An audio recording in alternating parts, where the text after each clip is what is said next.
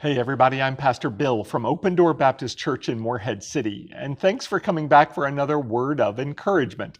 These are weekday videos that we put out to help us all to get our eyes back onto God's eternal and stable words of encouragement in the Bible. And we've been doing that by following a pattern of the E100 Bible reading plan. I hope that you are keeping up. And today that will bring us to 1 Kings chapter 18, where we find a rather well-known account of a battle of the gods. This is the time where Elijah, the prophet of the one true living God of Israel, Yahweh, he has called and challenged all the many prophets of the false god of Baal that so much of Israel had turned aside to worship instead of the true God, Yahweh.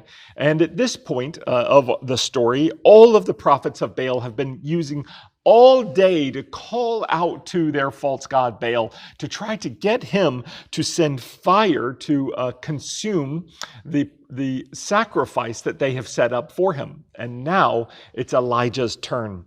And this is what we find beginning in verse 36 of chapter 18 of the book of 1 Kings.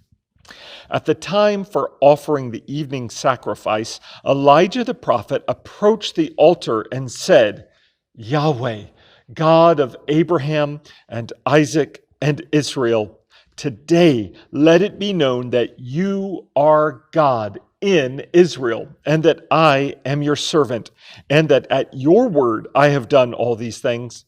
Answer me, Lord, answer me, so that this people will know that you, Yahweh, are God, and that you have turned their hearts back."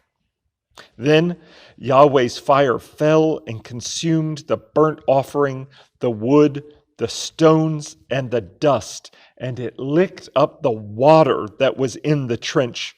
And when all the people saw it, they fell face down and said, "Yahweh, He is God. Yahweh, He is God." Well, this is one of those kind of trumpet moments of the Old Testament. It's a moment of victory for our God, the God of all of existence, all the universe, the creator and sustainer of time and reality itself. And here he is in a very powerful moment, making himself known to his people, Israel. And I love, as a way of encouragement to you today, I love the way that Elijah frames this battle. He, at the end, at the very climax, he says in prayer to God, he says, "Let it be known that you are God in Israel, and that you are turning their hearts back to you, O Yahweh."